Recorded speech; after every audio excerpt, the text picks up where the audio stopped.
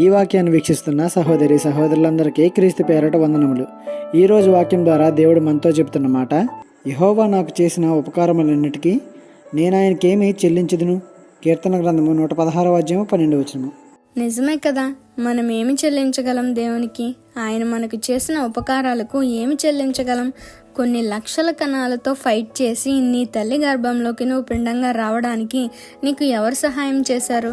ఇలా గర్భంలో మొదలు ఈ క్షణం నువ్వు ఇప్పుడున్న స్థితి వరకు నిన్ను ఎవరు నడిపించారు? దేవుడే కదా.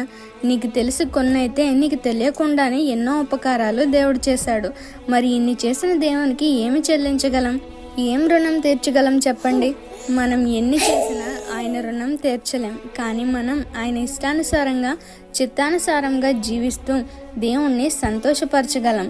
ఆయన మన నుండి ఆశించేది ఒకటే, ఆయన పరిశుద్ధుడైన రీతిగా మనం కూడా పరిశుద్ధులుగా జీవించాలి అని. ఈ చిన్న సువార్త పరిచర్యలో మీ సహోదరులు. God bless you. ఆమేన్.